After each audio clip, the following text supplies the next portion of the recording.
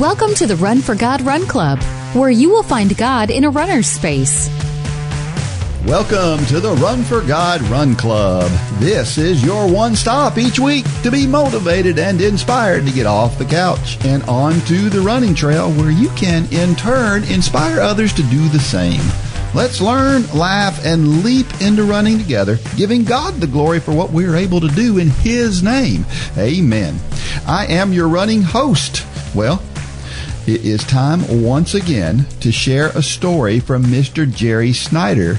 This week, it's about getting our ducks in a row when we don't have the ducks to get in a row. You don't want to miss that. And then I'm going to share my thoughts on Cinderella stories. Now, it won't be as good as Jerry's story, I'm sure, but I think you'll enjoy it. And now, filling in for Mitchell this week is our most repeated guest on the podcast, Lane Hollis. Thank you for letting me be here, Dean. I wear that badge. I wear that with a badge of honor, however you say that saying, being the most reoccurring guest.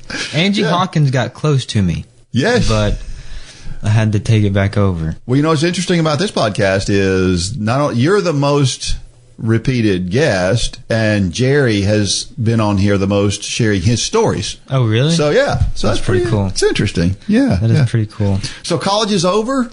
Yes. Right? Yeah. For the semester. I just got done with my sophomore year. Yeah. So you're still crushing it academically? Yes. Yeah. Yeah. Is college easier or harder than high school? It depends. Yeah. It can be harder or easier. I would say the work is harder, but like the process of going to school 7 hours a day is easier. Yeah. Yeah. Because you don't do that. Right. But yeah. Yeah. I like it. Yeah. I think it's an interesting difference between the two. Yeah. I think that's why I think homeschool kids are used to not having to go for a 7-hour day. I think I've seen a lot of homeschool kids, they go to college and they just knock it out of the park. Yeah. Because they're kind of used to that schedule already. Yeah, I guess that's true. I haven't even really thought about that. Yeah. I don't know. Maybe I'm crazy. But, so is next year you're going to be your last year of college cross country? You got 2 more years. I have 2 more years. You got 2 more years. Okay. Yes. All right. Looking forward to the fall? I am. Yeah.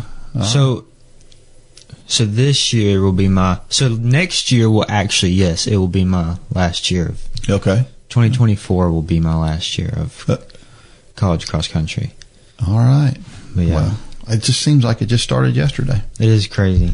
Well, let me talk about our sponsor for the week. This week it is Trinity Disposal. Trinity Disposal is the go-to disposal company for Whitfield County and surrounding counties.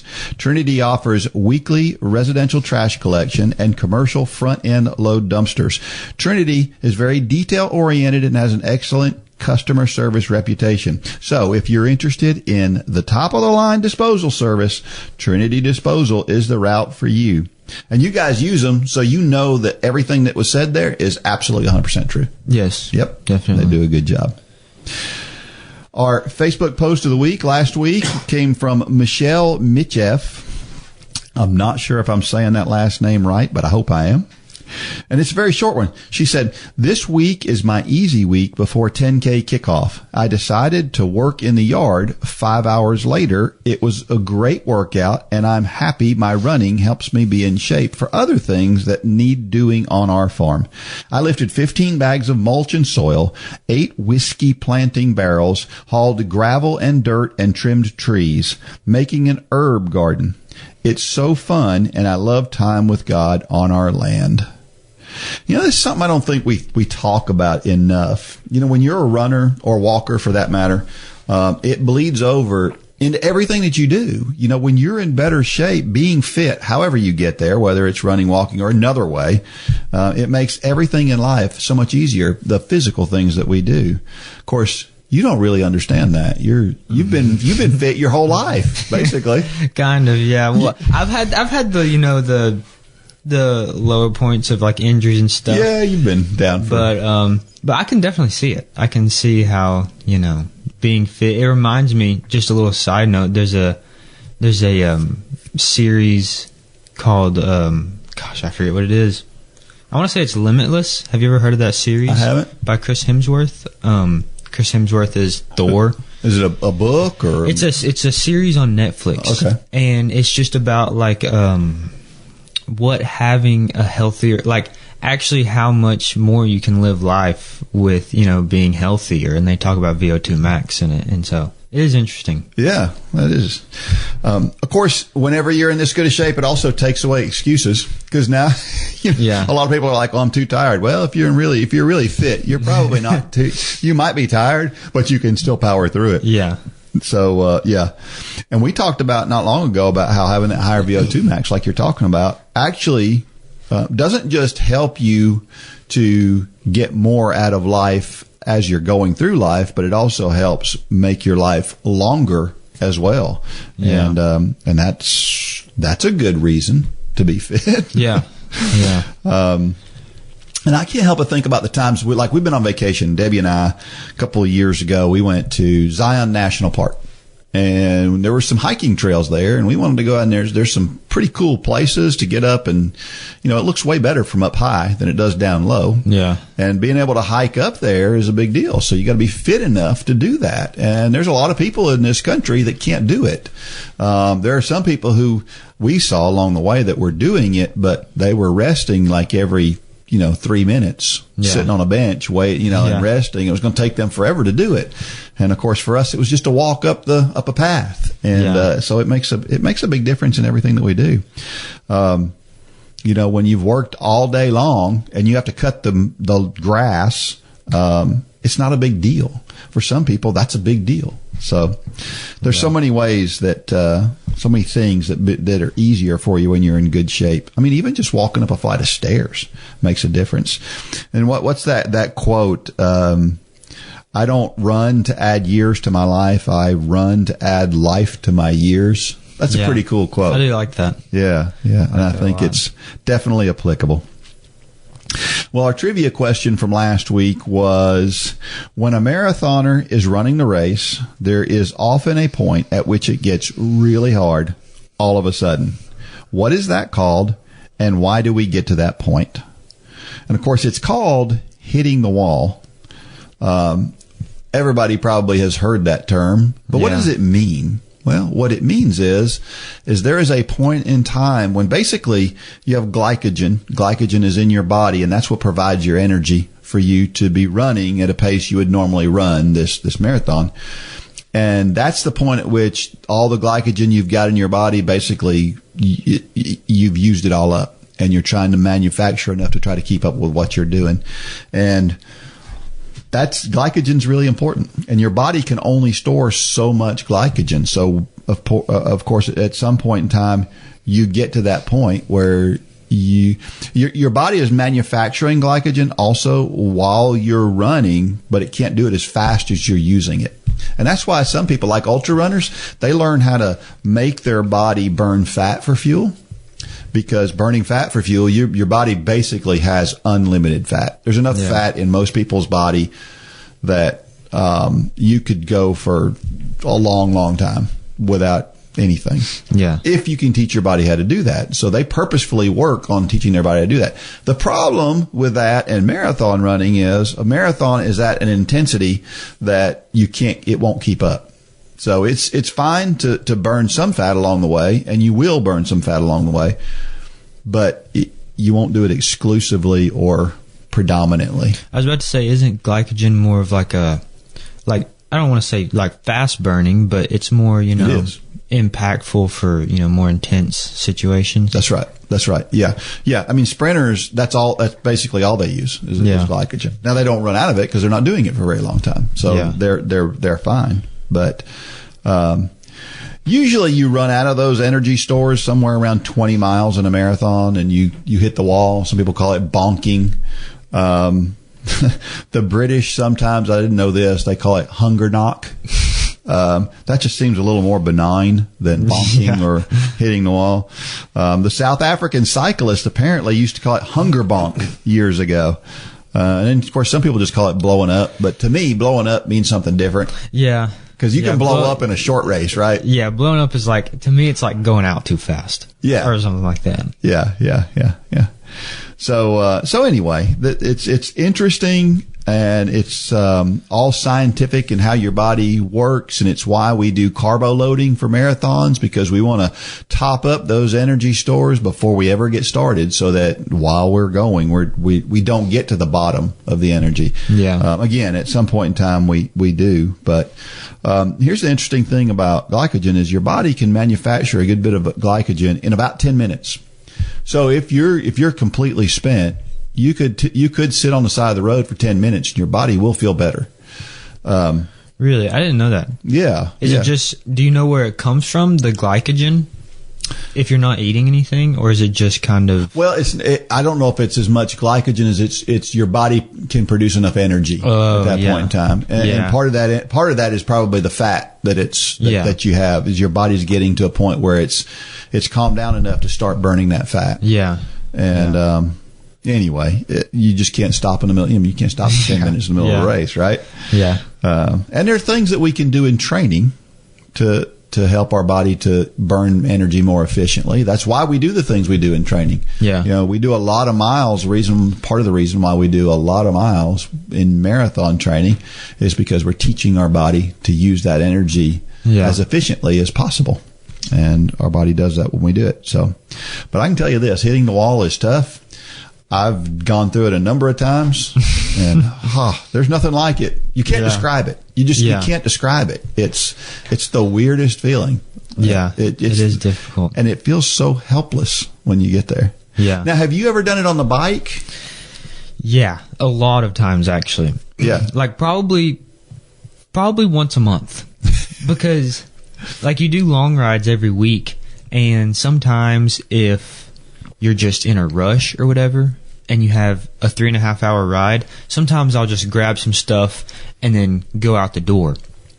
And when you bonk on like a long bike, it's a bit frustrating, because since you're not going super hard, you can feel it coming just slowly and slowly and slowly. And then after 2 hours, I find myself at a gas station downing Mountain Dew. Yeah. And so, but yeah, it happens often on the bike.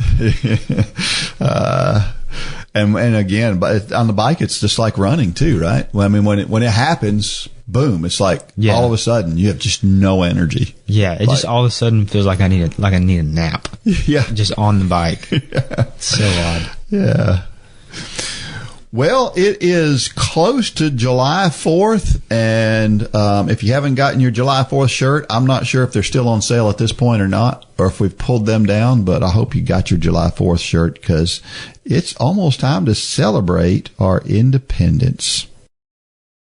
As a Christian runner, you might find it hard to decide what to listen to while you run. If you are looking for positive and Christian music that will help you keep your pace, check out the Radioactive station on the new J Radio. We'll take care of picking the music so that you can concentrate on your run. Plus, you can count on us to make sure that the music is uplifting and encouraging. Check out jradio.com or download the app in your app store.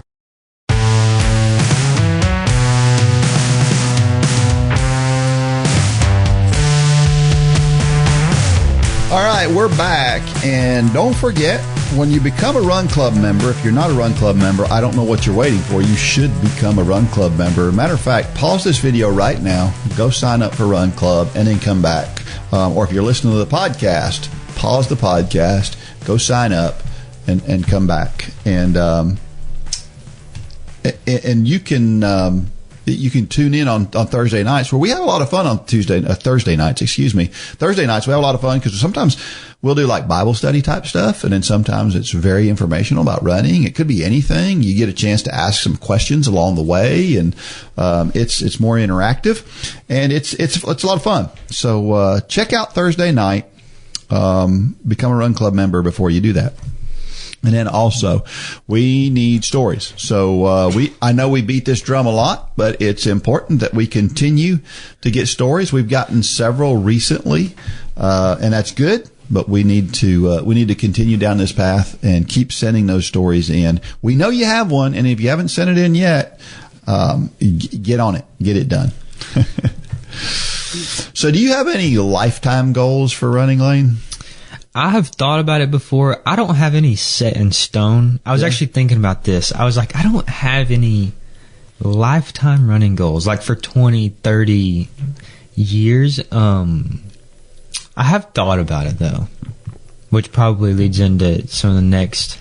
Like, do you feel like you'll run like your whole life? Yeah. Yeah? Yeah, I think so. Okay. I think so. I think I will probably run, bike, and swim in some form for the rest of my life. Yeah. I think that's just, I don't know. I feel like when you're young and you find a process like that, you know, makes you feel better, makes you more fit. I feel like you kind of carry those first stages of your first journey of fitness. I feel like you kind of carry those with you. Well, not everybody does. I mean, I know folks that were really fit when they were young, and now they're just couch potatoes. Yeah, I mean, you know, because it does get harder as you get older. It does get harder to get out there. Yeah, it's just the way it is. But so, do you want to run a marathon one day? 100%. Yeah.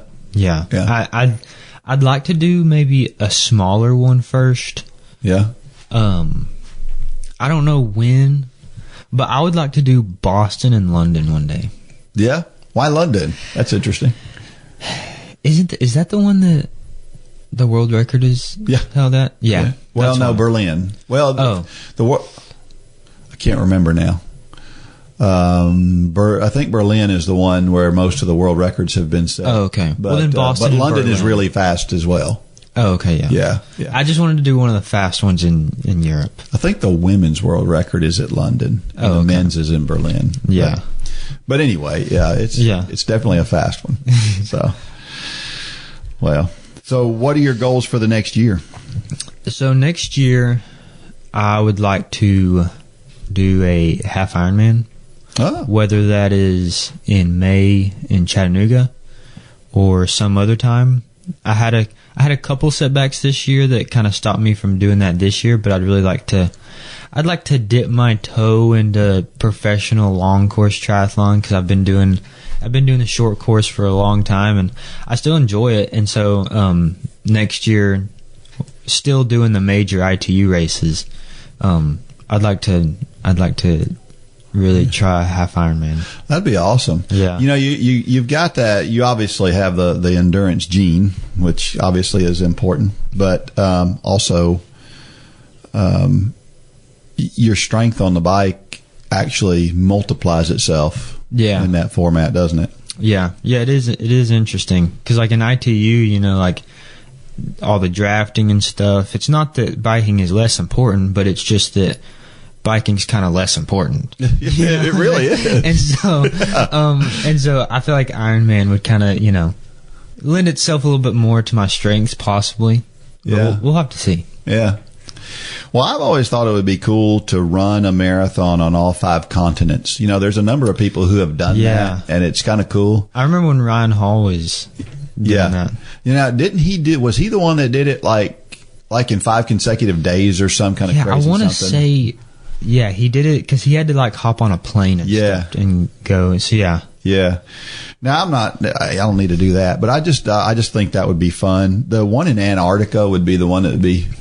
I'm not a big fan of being cold. Yeah. But the whole idea of being hardcore enough to go run a marathon in Antarctica is just fascinating to me. Yeah.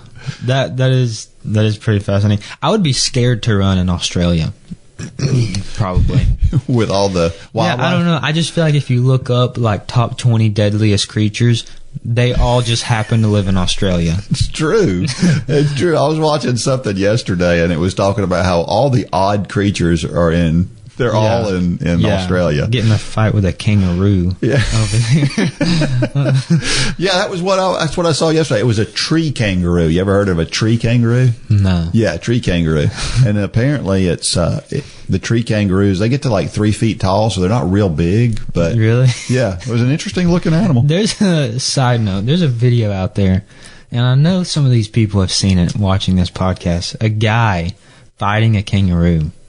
Like fist fighting. Yeah. Because he stole his dog or something. It's hilarious. Have to check that out.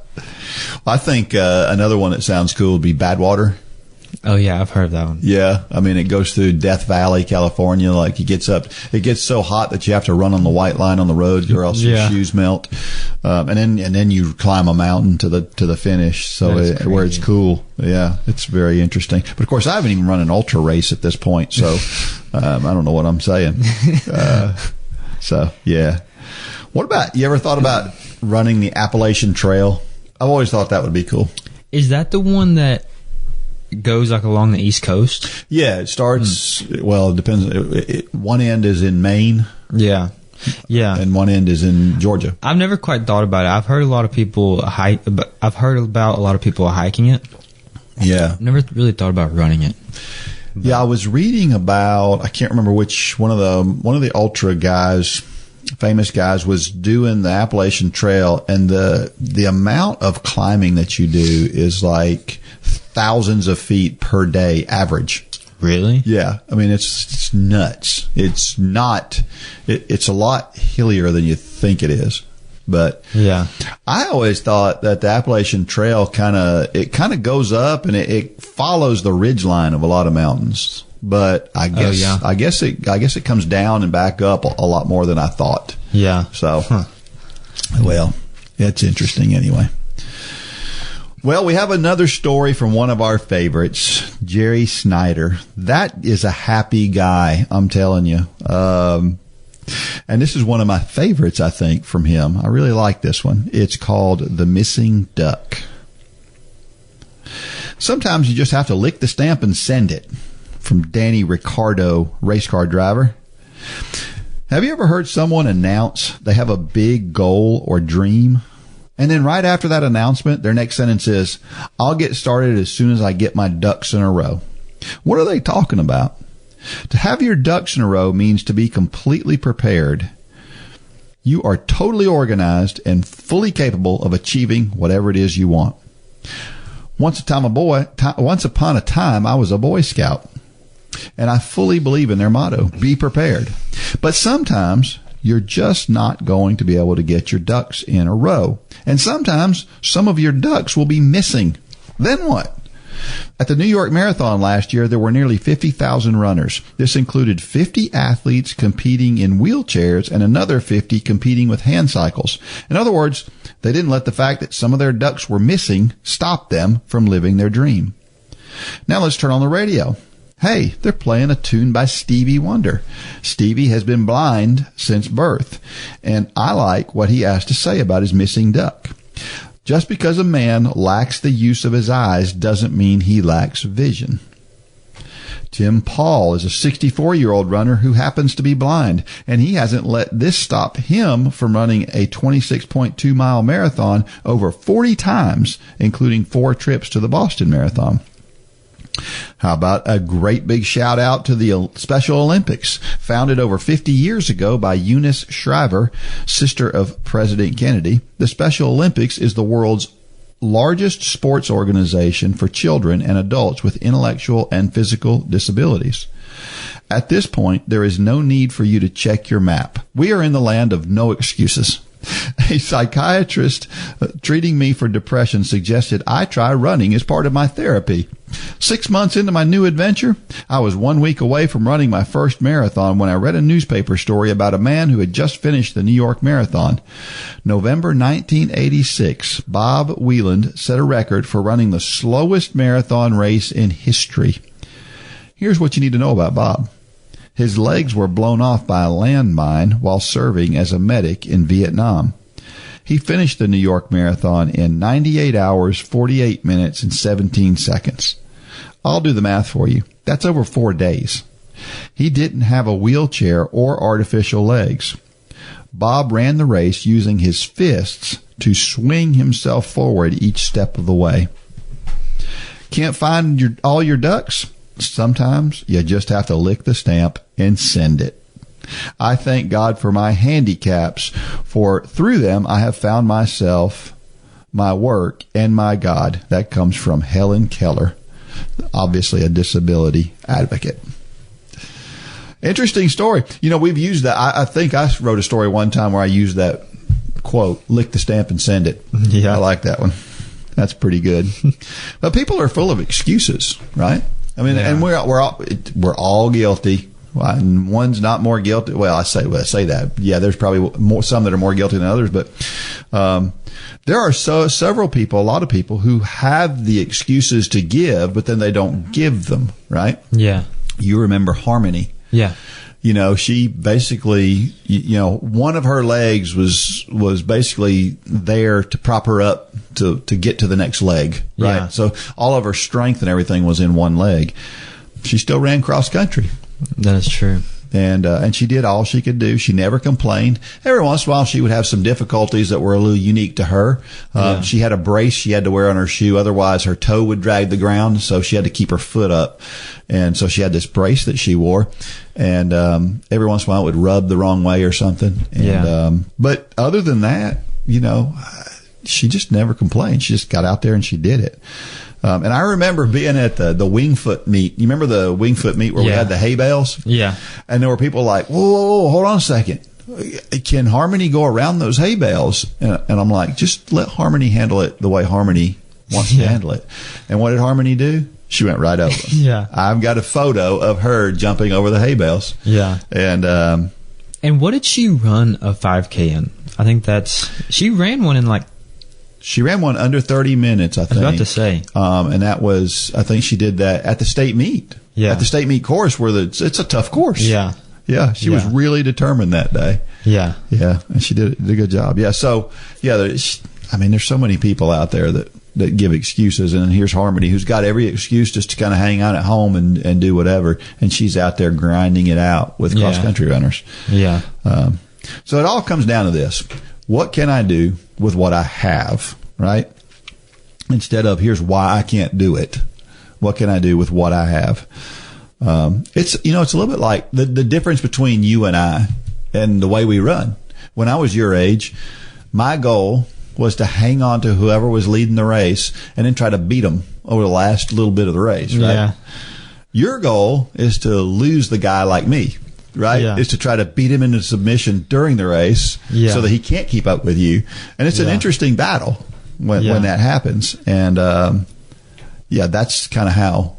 That is interesting. Yeah. Because we're both missing something in a way. Yeah. Not, but it is interesting because some may look at you and think that that's, a cooler way of running in a way. The people who can outkick or whatever, but there's always pros and cons to every situation, because at some point in the race you're going to be terrified, and at some point in the race I'm going to be terrified. That's right. Of each other. So it is interesting. Yep, it is.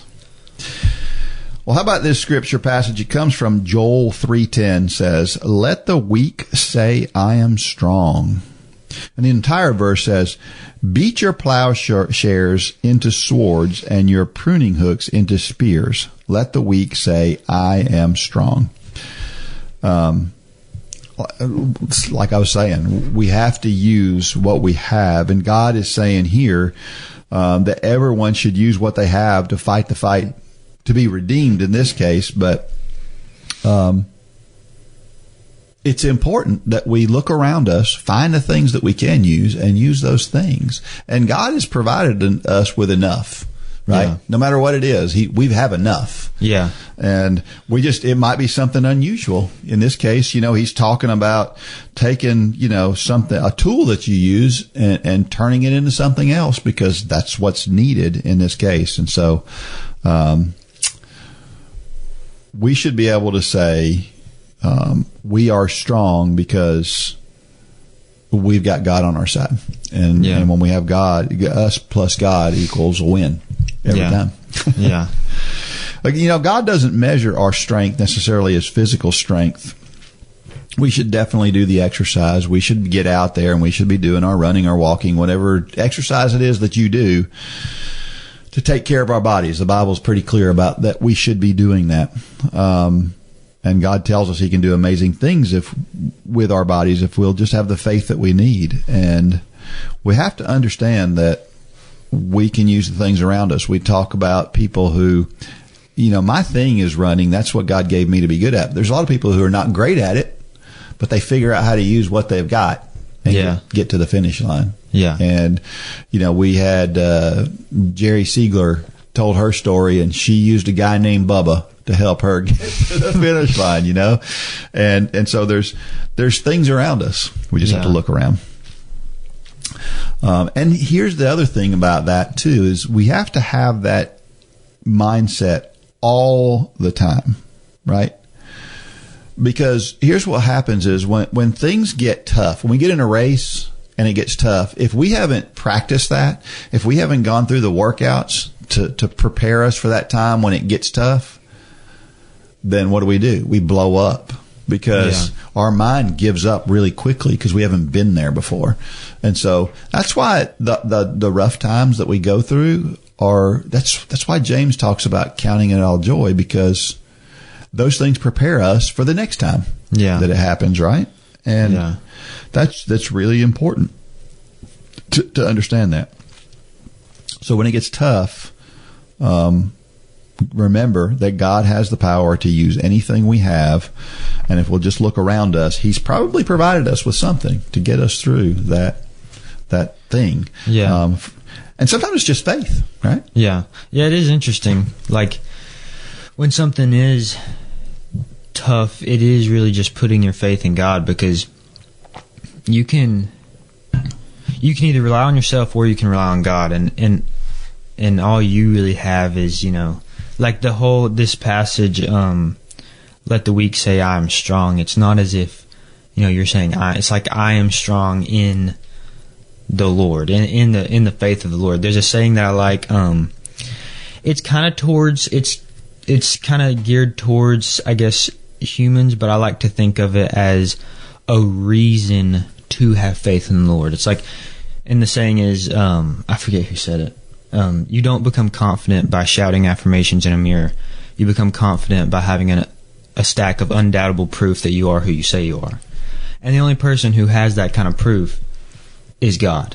And so if we can put our trust in Him, we don't have to, nothing against affirmations, but you don't have to stand in a mirror and say that you're someone that you're not. You just have to put your faith in, that person. So I think that's interesting. Yeah, you have to understand the power doesn't come from the affirmations. Yeah. Power comes from God. The affirmations are just there to help remind you. Yeah. Right? Yeah. Yeah. That's a good way to put it. I like that. Romans 8:18 says, "For I consider that the sufferings of this present time are not worth comparing with the glory that is to be revealed." If we only focus on our suffering, which is what we see a lot these days, right? We see it, man, in our world, there are so many people that are just, the victim mentality is just so prevalent. And it's so bad for us. And yet it's again, so prevalent. And what he's saying here is that these things that we're going through, they're not even worth comparing to the glory of what is to come. What's he saying? He's saying that at the point that we come into glory, we're going to look back and basically go, what suffering? Yeah. You know what I mean? And I think that's such an important thing for us to recognize as we go through. And I can't help but compare it to a race, right? In the heat of the race, it hurts really, really bad. Right? Yeah. I think about the 5K, where you paced me to the 5K, right? To that state record. And I remember that race. I remember it was one of those races where I felt like I could push really hard and really, really make it hurt. Yeah. And I did really make it hurt. Yeah. And, I just remember, oh my goodness, just finish line, please get here, because this hurts so bad. And then I turn the corner and I see the clock, and it's like that. All that pain that I had, all that pain was basically like, it wasn't gone, but man, it put it in a whole different perspective, because at that point it was like I didn't care how bad it hurt. Yeah, just I was there. I had done what I came to do, and all I had to do is now take a few more steps and get to the finish line. Yeah, and I think that's the way it's going to be for us. Yeah, and that example is good for sometimes I talk about the spectrum of suffering or extreme lows and extreme highs that we have in our life, and it's so important to go through both of those to to have, the fullness of life that God has, set before you. Like in that race, if you had not experienced that kind of pain, when you came through in like 1634, something like that, I forget what it was. 1636. Yeah. If you had not experienced that kind of pain, even though you set that state record, in the back of your mind, it would be like, it's like, because the pain was here, like all the way on this, other side of the spectrum, when you accomplished whatever you were doing, the high was like over here. Yeah. But if the pain was right here and you can go right here, even though the outcome was the same, even if you ran a 1636, you'd have been like, well, I wonder if. Yeah, that's true. You know what I mean? Yeah. And so it is important. Yeah, the more the pain, the more the suffering, the better the reward. Yeah. Right? Yeah. That's what you're saying. Yeah, that's a good point. John 16:33 says, "In this world you will have trouble, but take heart. I have overcome the world." The bottom line, no matter what we go through here on earth, is Jesus is the answer. He has overcome the world. And a couple of things about this verse is that it says, in this world you will have trouble. It's not you might have trouble. Trouble could be coming around the corner. It's you will have trouble. Don't let it take you by surprise. But yet we always were like, we're surprised that we're going through trouble. It's like, he told us 2,000 years ago we were going to go through this. That's plenty of notice, right? But what does it mean now after that? After knowing that, what does it mean to take heart? Well, take heart means we should be encouraged, because even though we're having to go through that trouble, we can be encouraged knowing that not Jesus hasn't. What he's saying here is not, I'm going to overcome the world. He says, I have overcome. Yeah. It's done. It's already done. It's not like we're hoping. I was watching. Last night, my alma mater, Georgia Tech, they were playing in the national championship for golf. Yeah. And Georgia Tech has this real habit of getting into national championships in multiple sports and finishing second. They've done it a gazillion times. And the only sport we've ever won a national championship, do you know what it is? Is it football? Yeah. It's the only sport we ever won a national championship on. And we're not great at football, right? So... But other sports that we have been traditionally really good at, baseball and golf in particular, we've never won a national championship in either one of those. But we've been in the championship game several times. Well, yesterday was one of those days. And, of course, we finished second. Yeah. And Florida is who beat us. And I'm thinking, Florida wins national championships in every sport. Yeah. They've won it in everything. And it'd be nice for us to win one time. But the point is that no matter what, in this case, I'm hoping that Georgia Tech can win a national championship. I'm hoping to see that at some point in time. This says it's already done. They've already won it. I don't even have to watch it because they've already won it. Jesus has already done it, right? Yeah, that is a good analogy. That is pretty cool. How about a question? Do you know someone who has done more after being given less? Of course, I already brought up Harmony. And I was thinking about Krieg Shabort. Yeah. I was actually just talking about him the other day. Were you really? Yeah, with Gavin, because his son is doing really well in cross country and stuff. Where's he at now? Is he is in college now, right? No, he's graduating this year. Okay. But he's going to Tennessee. Okay. Yeah. Is he at Armurchie? Is that where he's at? No. It's hard to say. I can't remember I can't remember the school now. Anyway, Krieg Shabort was, he's in a wheelchair. Yeah. National champion wheelchair racer. It's fun to watch those wheelchair folks go. Yeah. I remember watching the London Marathon one time. And a lot of wheelchair races for the marathon, they're typically relatively boring. Yeah. Because normally there's one guy gets way out in front of everybody else and just drills everybody. Yeah. Well, at the London Marathon, I think it was 2016, there were 8 athletes within 13 seconds of each other. That's crazy. That was so awesome to watch. And you know what? The guy that won was, his name is escaping me right now, but he's won a lot of, Marcel Hug. He's won a lot of wheelchair races, but even at the end when he was challenged and wasn't all by himself, he was able to pull it out anyway. So, but this race makes me think about this. A lot of those athletes probably train by themselves, right? Yeah. Krieg doesn't have anybody to train with, I don't think. I mean, he lives over in that Rome area, right? Yeah.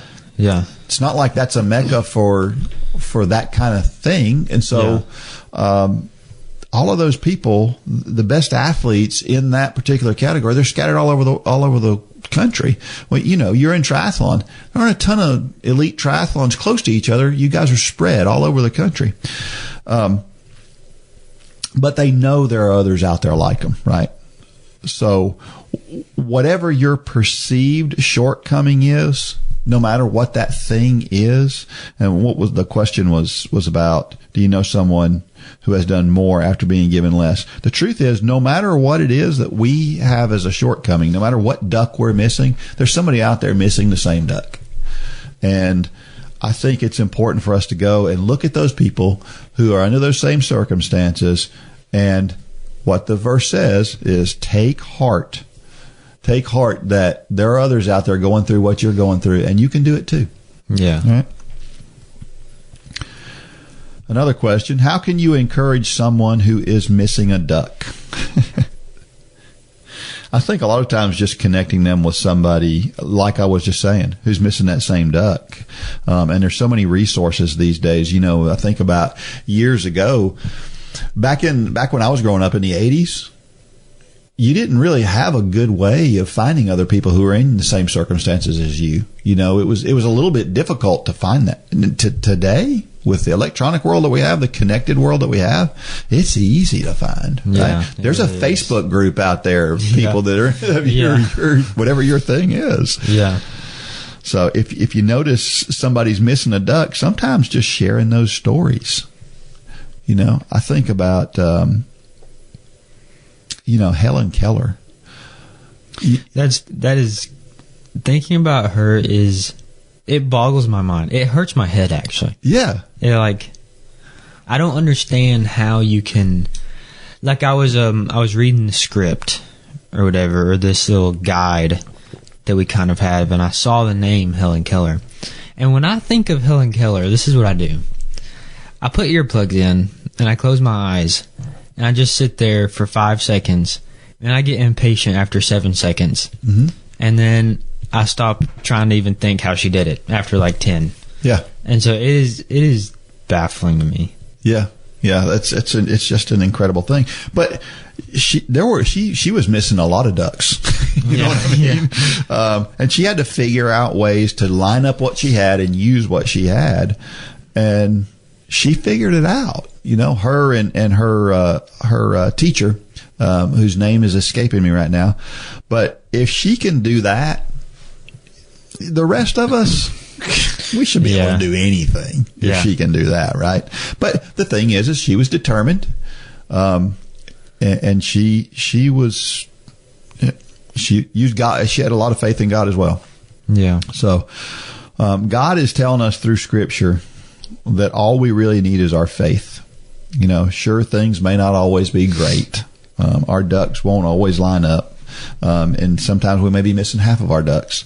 But again, like I said earlier, us plus God beats everything, and we can do anything. Just hit me too. If you're missing a duck, think about this. You may have less to worry about. Remember the triathlon we had, and I can't remember his name, the guy that was there with no legs that won the triathlon. Yeah. I can't help but think about how when I swim, you know what a bad swimmer I am. And my problem is my legs when I'm swimming. My legs, they just sink and you got to be up on the water. And I can't do it. And so my legs are always my problem. Well, he doesn't have any legs. Yeah. So he doesn't have that problem to worry about. That is right? true. Yeah. Sometimes you can take these negative situations and you can go, well, that's one less thing that I have to worry about. I may have to worry about something else, but I got one less thing over there to worry about. And a lot of times I think when you think about when you're missing a duck, you can look at that and go, well, maybe missing that duck is a good thing. Yeah. You know, Helen Keller, you know, she couldn't see and she couldn't hear, but I guarantee you her sense of touch was spectacular. Yeah. Right? Anyway, we talked about recently about how sometimes just being there is enough. So when you talk about encouraging somebody who's missing a duck, sometimes just knowing somebody's in the cheering section. You know, we all like to see the likes, the kudos on Strava, you know, of people. They're just out there. They're just noticing what we're doing. And that's always, it's just a tiny little shot of endorphins or something that, you know, makes you feel good to see that. And sometimes just knowing somebody's there. We just went to a funeral the other day and of a friend of ours, and we didn't need to say a whole lot. We just need to be there. And sometimes that's enough support to do that. Of course, sometimes that support can lead to crazy things. I was thinking about Strava and what you record online. I've gotten better at it recently, but sometimes you think I don't want my Garmin. You know, most of my runs are progressive. Most of my runs I start out slow and I finish fast. Yeah. And I don't like to not finish fast. And so sometimes this past weekend I ran a 14-miler and I was beating myself in the ground for the last 2 miles because I didn't want to slow down, because then it would look like I trailed off at the end of that run. I didn't want to. And I probably ran too hard. Yeah. So we got to be careful with it too. But the bottom line is I think you encourage someone with a missing duck just like you do someone who has all their ducks, right? So Harmony, she didn't need anything different than anybody else. We tend to treat people who are missing a duck different than everybody else, but they don't want to be treated that way. Most of them, they want to be treated like everybody else. Yeah. And I think that's important that we recognize that. Final question. What should our first response be when suddenly one of our ducks is missing? Well, I think you think, well, God's got it, right? And your faith is most important at that point in time. We usually panic when we find out we're missing a duck, right? Yeah. I mean, that, you know, it's just, oh my gosh, I missed, you know, whatever that thing is. And, but we go back to James, count it all joy. That should be our first reaction. It's not, but it should be, because a missing duck is just another trial, right? And James tells us to take that missing duck and just look at it as another opportunity. Yeah. Yeah. And I feel like as humans, when something suddenly like that happens, sometimes we try to over-explain to ourselves rather than, you know, giving the situation to God. In a way, it's like something happens and we're like scrambling for like an answer or something. Which, I mean, I guess is good in a way. It's good to try to figure out what's going on in the situation. But it's also, I think, important to give it to God in a way. Because at the end of the day, if you're going through a trial, I mean, my dad says this, God either allows it to happen or he made it happen. And so he knows that you're going through the trial. Yeah. And so you can try to answer it yourself. You can try to figure out what's going on, but at the end of the day, I think God just wants you to give it up to Him. And so I think that's important. But in our panic, we can try to, you know, explain our way through it. Yeah, yeah. So I was thinking about last year. I ran I was defending my championship in the steeplechase national championship, right, for my age group. Yeah. And I was running, and I was out in the lead, and I was about halfway through the race, and I hit one of those barriers, and I fell. I went down pretty hard. I got a choice at that point in time, right? I just lost one of my ducks. I'm not going to run as fast as I wanted to run at that point in time, probably, but I can get up and finish, or I can go, oh, man, that hurt my knee. I landed right on my knee. Ouch. Yeah. but I just got up and kept going. And sometimes you just gotta go through it. And then, well, here's what happens at the end. By the time we finished the race, I wasn't even thinking about falling. It wasn't even in my mind, right? And then all of a sudden, somebody goes, "Are you okay?" I'm like, "Yeah, I just ran a race. What are you talking about?" Yeah. And they're like, "Man, you hit that ground hard." And I was like, "Oh yeah, I did do that, didn't I? I forgot all about it." Yeah, it's like when you win, the trials seem to become, just a past memory. Yeah. And the good thing about giving yourself and your trials to God is you always win. Yeah. Like at the end of the day, if you give everything to God, you always win. And so at the end of the day, all the trials are just going to be a distant memory. Like when you get to heaven and your great uncle's sister was like, "Well, what about 2015 whenever this happens?" And you're like, "What? I don't even remember that." Yeah. And so it is interesting. Yeah. What feels better than overcoming when the odds are against you, right? I mean, that's the best feeling. It goes back to that thing you were talking about earlier about the extreme. The harder it is to do it, the bigger the reward when you do it. Yeah. So we should look at those as opportunities, I think. Do you have something that comes in mind when you think about some Cinderella story or somebody that overcame big odds? I have two on my mind. One is, I mean, it's not that crazy to me just because I'm not super into the NFL or whatever. Yeah. But the Falcons and the Patriots Super Bowl, I remember that because that was just kind of absurd in my mind. but another one is, obviously I'm a triathlete, and so I love watching triathlons and the big races. I don't remember what year it was. It was probably 5, 6, 7. It could have been 10 years ago. The World Championship Ironman in Hawaii. Miranda Carfrae, who's one of my favorite triathletes ever. Yeah. I got to meet her one time, which was pretty cool.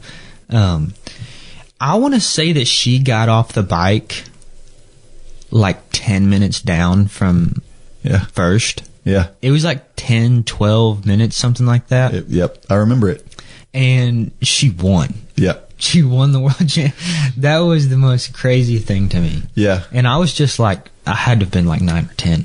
Yeah. Or something like that. I remember that, and it was fun to watch because I was rooting because I've always been a Miranda Carfrae fan just because she is such a good runner. Yeah. Of course, all the great runners that are triathletes, those are my favorite triathletes. Yeah. So yeah. I remember the time we hung out with her for a while in Chattanooga. It was fun. That was fun. Matter of fact, I remember one of the things I remember about that day was that she's looking around, and of course she's famous. People know her. Yeah. And she's probably maybe the most famous person who was there for that particular Ironman that day. Especially because everyone there is Ironman fans. Yeah. So there's all these people who know who she is.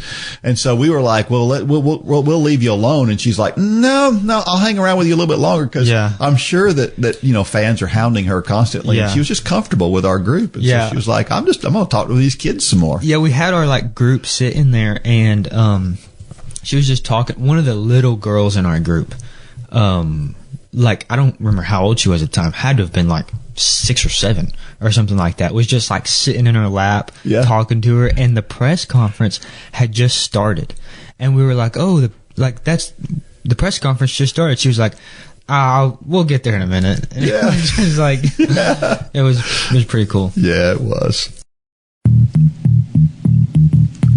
Would you like to experience the Bible in a different way than you've ever done before? Well, you can join me, Coach Dean, as I read through the Bible every day for a full year. We go through the hard-to-pronounce names and all. In addition, I share running and walking tips and some inspirational quotes along the way.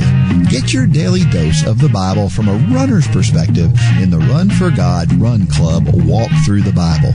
You must be a member of the Run for God Run Club to get access, so if you're not a member, join today.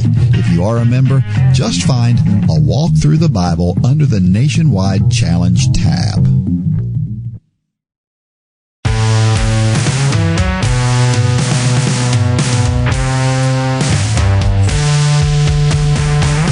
All right, we're back. You know, I remember when the Atlanta Track Club had No-Frills Races. They were free. If you were an Atlanta Track Club member, they were free. If you weren't an Atlanta Track Club member, they cost $2. And I don't know if they still do that, but I don't live close enough to Atlanta these days to be a track club member and participate in their races. But it's kind of the opposite of what we get from races today, right? Everything seems these days, everything in the races is about the bling. Yeah. Well, how big is the medal? Well, how nice is the T-shirt? What other stuff am I going to get at either at an expo or at the party afterwards, right? Yeah. There's a big race that just happened here, locally here in Chattanooga, and the big thing about that race is there's lots and lots of free food afterwards, and it's just a big party. And that's the way we tend to look at races. I love these. I loved those No-Frills races. Yeah. Would you want to run something like that if we Personally, I love that kind of stuff. I mean, like the milkshake ride on Tuesdays. I don't know if you have talked about it on here, but I love that just because it's like it is kind of a bike race without everyone being crazy and like wrecking and stuff because it's just a Tuesday ride, but it is kind of like a bike race every week. I do find it interesting that a lot of people are all about like the T-shirts and medals and stuff. I think if you really love something, it's you just want to like you just want to do it. Now we're not denigrating people who like their medals and their T-shirts. That's all great and fine and fantastic, but I like the rawness of just doing. I remember there was a local cross country coach who had, I think it was Tuesday nights. Every Tuesday night he had a race up at Edwards Park over the summer. Oh yeah. So it's like 7:00 on Tuesday nights during the summer. He would have this 5K race. And people would just show up and run. There were no awards. It was just, well, here, as you're crossing the line, they're calling out times. Yeah. And that was it. But it was fun. And I used to go run that thing and because it was just a good hard workout and fun to do. And I think we need to bring that back. I wonder how many we'd get to show up for a race like that these days. I don't know, but as far as like a track meet around here, I'd say 7 people. Yeah. It'd be fun to do. All right, I think today that people are a little too attached to all the stuff that goes with a race sometimes. Yeah. Well, all right, it's time for Dean's Thoughts, and that's a time when I share something that I've written about the intersection between running and faith. Well, have you ever seen someone come out of nowhere to win a championship? This is called suddenly. I remember when the New York Giants beat the undefeated New England Patriots in the 2007 Super Bowl. It was a huge upset. The Patriots were destined to be the second team in the modern era of the NFL to finish an undefeated season, until they weren't.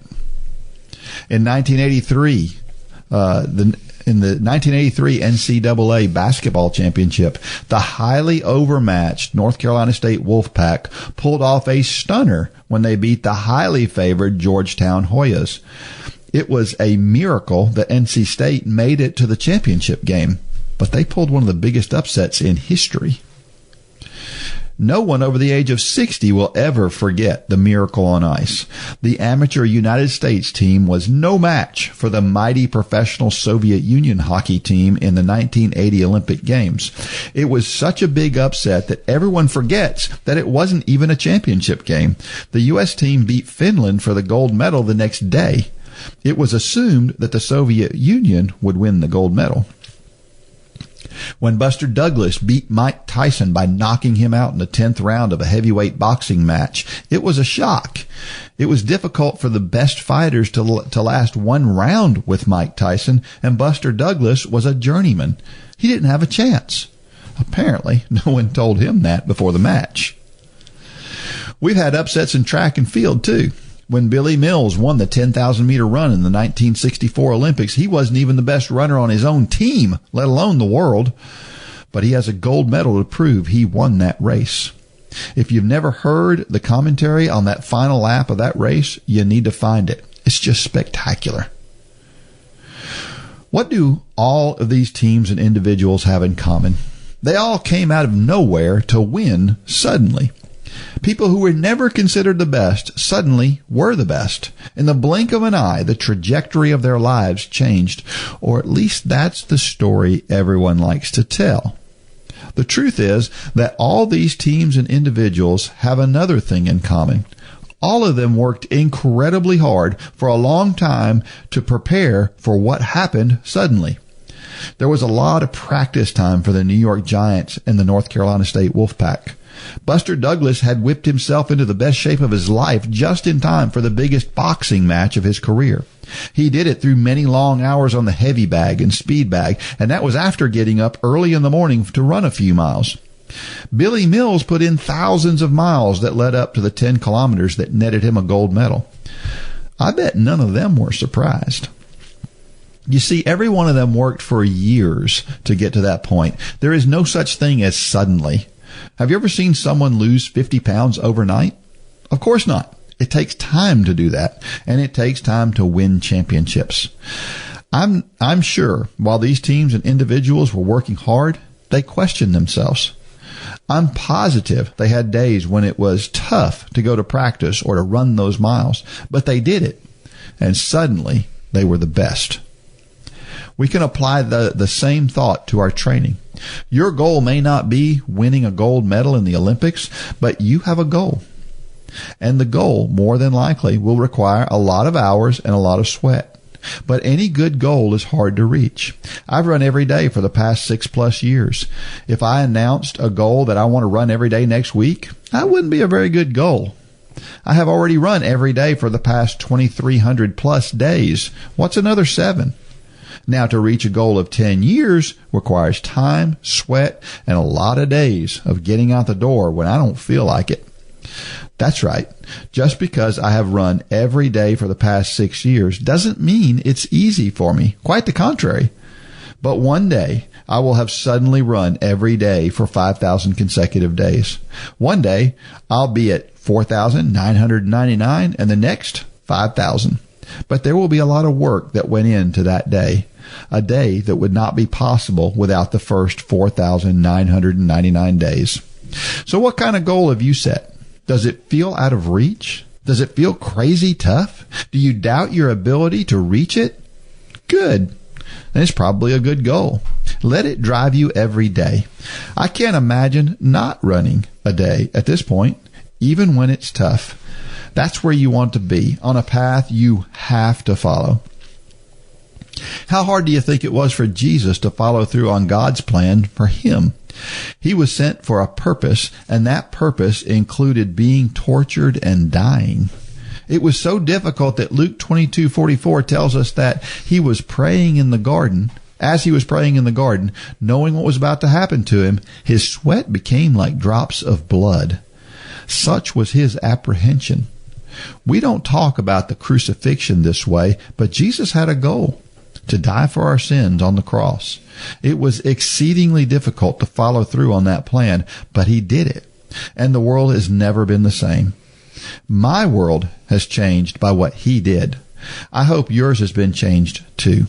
If not, please go to runforgod.com/peace with God, or find the Peace with God tab on the bottom of your homepage and find out how that incredible act can change your life too. Anytime you see someone come out of nowhere and suddenly do something great, don't believe it. All Cinderella stories have a large quantity of sweat in their formulas. And yours will too. But you must follow through on the commitments to each step of the process. Then when someone says to you, "Wow, I can't believe you ran a marathon. It seems like only yesterday you got started," you'll know that suddenly finishing that marathon required a lot of work, and it was all worth it. You know about any of those examples? Yes. All of them, or? Well, those specific examples, not exactly. I didn't know that Buster Douglas was a journeyman. Oh yeah. I did not know that. And is Billy Mills, who's the guy on the track who wore the hat? No, that was that's the 800-meter guy. Oh, yeah. And I'm trying to think of it. You know how bad I am with names. Yeah, but yeah. No, but yeah, I love this topic because I feel like it's so prevalent in our world today. Yeah. Because, like we said, social media is such a big thing nowadays. People get to a place where they are, either they've lost the weight or they've ran the times, and that's all some people see. Mm-hmm. Which isn't necessarily it's not like those people who are posting are being nefarious in some way. It's just, but when people see that, they're like, oh, well, I can do that in a week or 2 weeks. Mm. It's like you use the example of you don't lose 50 pounds overnight. You may have a friend who loses 50 pounds over the time span of 2 months, and no one really sees that friend. And then you show up to a dinner, and that friend was not surprised when they woke up that morning, because they had already lost 49.5 pounds. Right. And so when they woke up and they were 50 pounds less, it's not like they were like, oh my goodness. But then they show up to the dinner and everyone's like, wow, you've, lost so much. But that person already knew that. Yeah. It is interesting. I don't mean to go long, but there's an example that I like to think about. Life can move like pretty quick. I don't know if you've ever heard the saying, no such thing as luck, it's just when preparation meets opportunity. Yeah. There's going to be opportunities that come, and I like to think of it as a car on black ice. A car spinning its wheels on black ice. Because it's black ice, you don't know where there's ice and where there's road. Right. And so as long as that car is spinning its wheels, it looks like it's going nowhere. But then when it inevitably hits the road, it's going to take off. Mm-hmm. But the car, since it's not going anywhere, it'd be very tempting to just turn the car off. But then when it hits the road, it's just going to stop. And so I think all of this conversation it's just important to know that, you should be always striving for that thing, because you never know when you're going to hit the road when you're on the black ice. Yeah. And so, but yeah, I think I just love this conversation, the 10-year overnight success stuff. I love it. Yeah, it's interesting. And a lot of these people who were great, their work ethic was legendary. Steve Prefontaine, we know about the workouts that he did. We were incredibly tough. Jim Ryan was running over 100 miles a week when he was in high school. I was about to say that name, yeah. And, it was incredible what he was doing. And, today we like to talk about how we work smart rather than hard. Yeah. The truth is you got to do both, right? It's not you either work smart or you work hard. You got to do both. And when you do both, the results you get are over that 10 years, all of a sudden you become the best. I've seen that. I've seen, some of these, famous people or really well-known people saying, how, you should work smarter but not harder. But every single one of those famous people who are really big in whatever industry they are, they worked very hard at one point in time. Mm-hmm. Like extremely hard. Yep. And so I think that's why I hate to hear people denigrate somebody like an Elon Musk. People give him a hard time because he's so rich, and you can argue about what he does with his money and what he doesn't, blah, blah, blah, whatever. Yeah. Make no mistake, Elon Musk worked his tail off to get where he's at. Now, did he have some breaks along the way, and he had some resources, whatever. He worked hard to get where he's at. And that's the same way with athletes. And it's the same way for that person that just barely finishes a marathon. A lot of times there was a lot of work that went into that particular finishing of that marathon. Yeah. And for a lot of people, like Billy Mills is a really good example, because Billy Mills pictured himself winning that race, even though there was no reason for him to believe he could win it. Yeah. He pictured himself over and over again before that. If you've ever seen an interview with him, he felt like he was going to win that race. He was the only one who felt like he was going to win that race.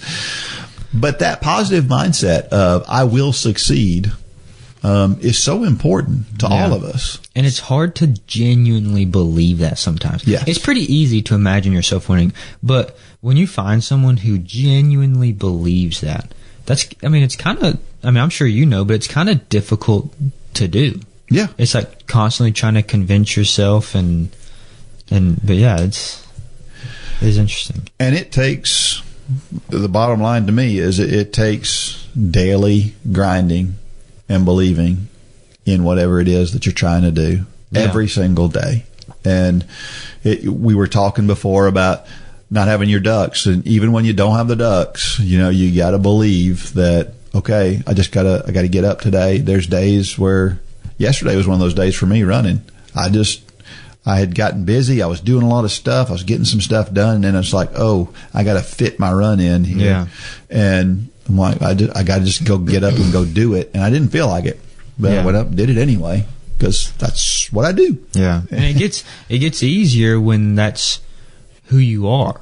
Yeah. Like I was, the stack of proof that you are who you say you are. If you get up one morning and the past 500 days you've done something, it's like that's just what you do. That's right. You get up and you do it. And that mindset, if you can get that mindset that, if you're training for a marathon and you've never run a marathon before, the mindset is, it's not, am I going to do the steps I need to do to get there? It's, oh, well, of course I'm going to do those things because I'm going to be successful in the end. And when you have that mindset, it'll drive you. Yeah. Yeah. Do you struggle with motivation to exercise? Are you looking for something that will challenge you and inspire and motivate you? The Run for God Run Club is just what you need to get off the couch and on your way to a fitter, healthier you. Stop trying to get into better shape and do it with the help and inspiration of thousands of others who are going through the same challenges you face. Whether you are participating in the Couch to Marathon Challenge or any of our other challenges, or you're just looking for a daily pick-me-up to get active, join the Run for God Run Club today. You can join for as little as 27 cents a day. So what are you waiting for? Get started today at runforgod.com.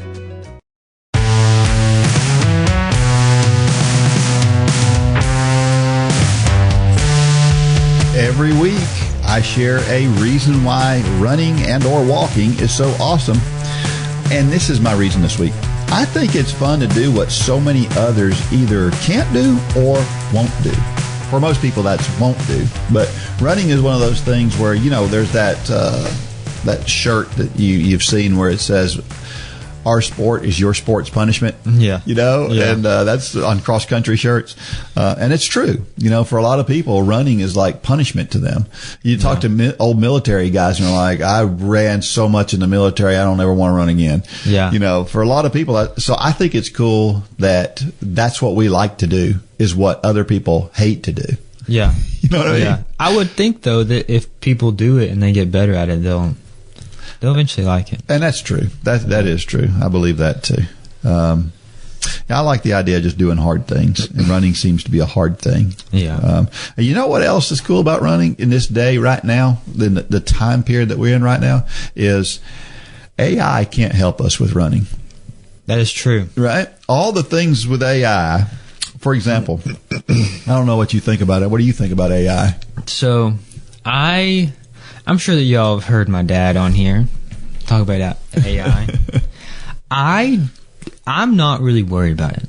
I'm just not. I don't want to say I'm not one to worry about that kind of stuff, but I like to entertain the thought and I like to talk about it and what it could be and things like that. But I am of the belief that if we are made in the image of God, then the human mind is greater than,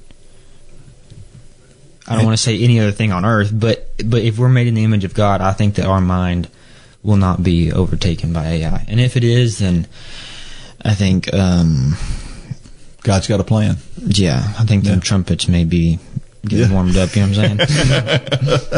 Yeah, it's good. I think there's some things that may become obsolete or at least close to it.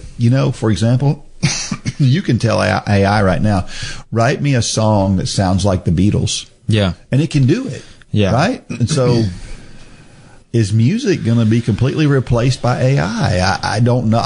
You wouldn't think so, because you'd think you get attached to personalities and people within the music industry, but I don't know. Yeah, for a lot of people, they'd probably just as soon listen to that. Yeah, I don't know. I think music is one that is not that way. I don't think that AI will be able to, because if you tell AI to,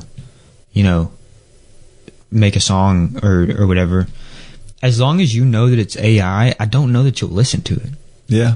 You know what I mean? But what happens when we get to the point when we don't know whether it's AI or not? I think that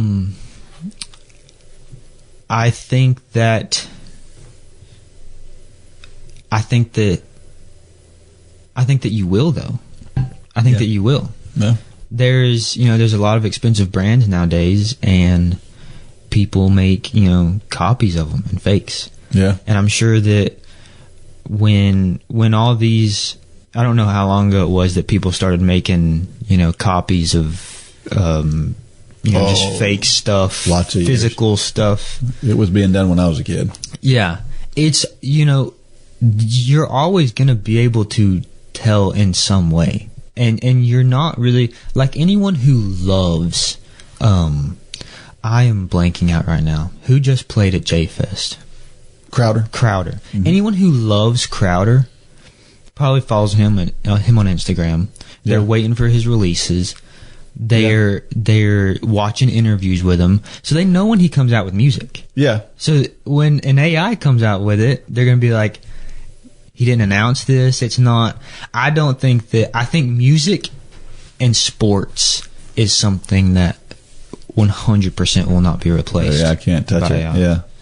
I think writers, at some point in time, AI can go out there and write an article for you in seconds. Something that will take you hours to do.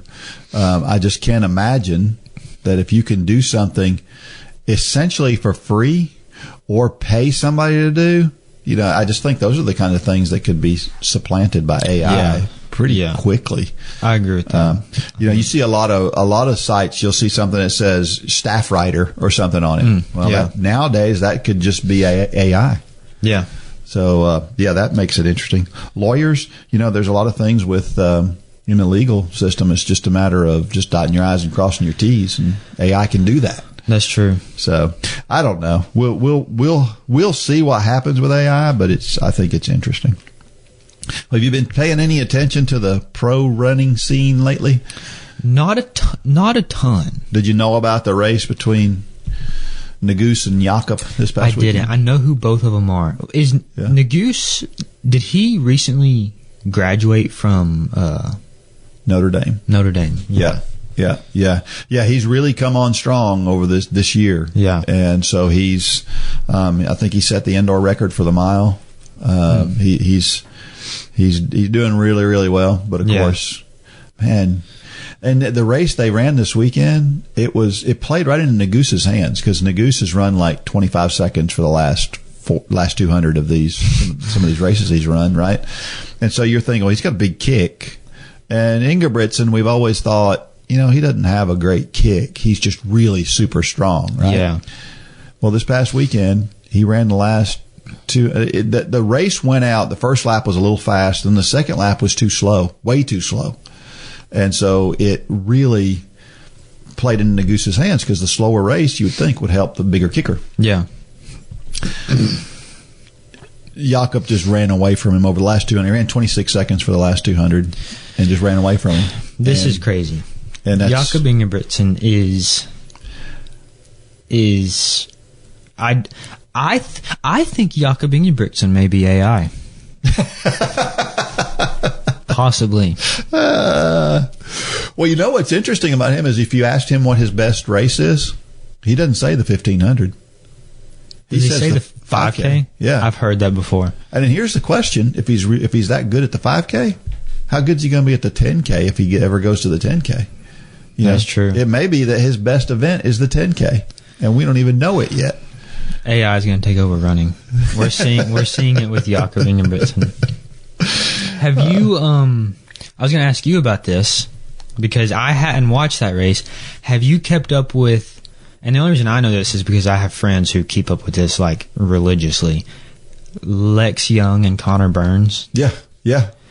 13:34. This is crazy. Connor Burns, 13:37 for the high school record 5K. Yep. Which is absurd. That's Right. simply absurd. Yep. And Lex Young was like, well, I guess I'll try to break it. And so, but I didn't really think much about that. And then Lex runs 13:34. Yeah. Which is ridiculous. It is crazy.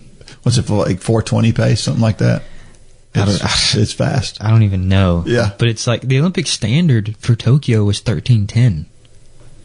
So they're 24 seconds off the Olympic standard. Yeah. Of course, now think about this, okay? Because that sounds incredible. But remember that Jim Ryan was in the Olympics when he was 19. That is I didn't know that. Yes. Jim Ryan was world class in high school. That's crazy. Yeah. That's crazy. Yeah. I'm not going to get into it, but for the people at home, go look up Jim Ryan's high school workouts, like on a weekly basis. Yeah. They're absurd. Insane. Yep. And then on the road racing circuit this past weekend, Connor Mance, you know who Connor Mance is. He won the Boulder race, which is it's a big American race, but Americans don't usually win it. He's only the 6th American to win it since 1984. And so and he did it. It was a really interesting race. So he said his goal is to finish in the top 3 of any race that he's in, right? Yeah. He wants to make sure that he finishes in the top 3. Well, he found himself in 5th place at one point in this race, like a mile from the finish line. And, he's like, I can't do that. I got to be, so he works his way up. He passes the 3rd place guy. And, so he's in that position. And then he looks up and he realizes, I'm pretty sure I can get the 2nd place guy. So he runs after and gets the 2nd place guy. And then as he's doing that, they're very near the finish line at this point. And he looks up and he realizes that the guy that's leading is starting to falter a little bit. And so he goes after him. And so he winds up going from 5th to 1st in the last mile of the race. That is, yeah. Connor Mance is just a beast. Yeah. And he looks first of all, he looks like he's killing himself when he runs. It looks like every step is as hard as he can go. Yeah, like that effortless motion that pro runners have. Not him. Yeah. Yeah. And so that's fun to watch, but the guts, that guy, and he's such a nice guy, relatively soft-spoken guy. Yeah. And he looks like just an all-American kid. He just doesn't look like a killer, you know? But man, when he's running, he's a killer. Yeah. That's pretty cool.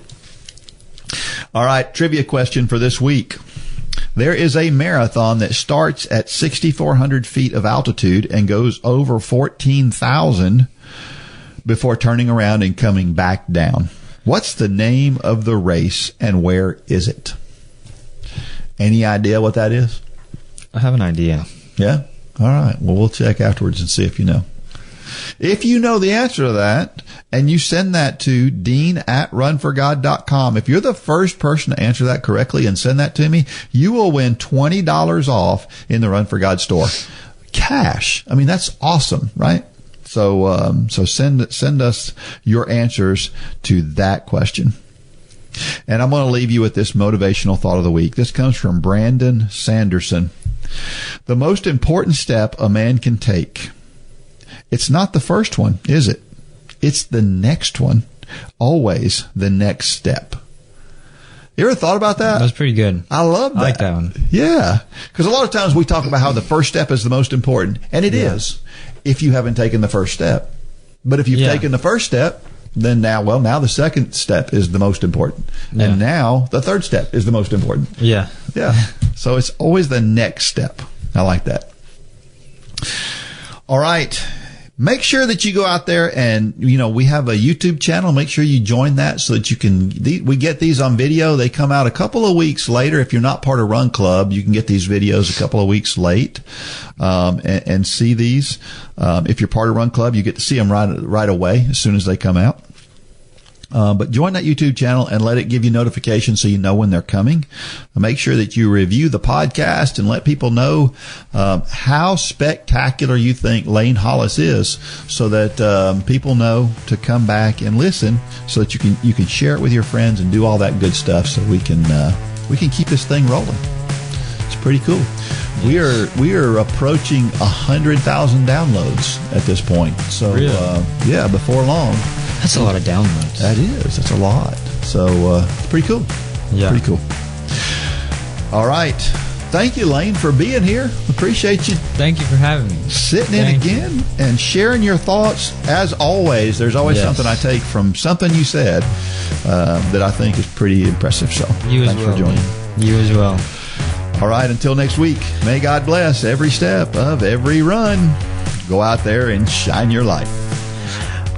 Good job, Dean.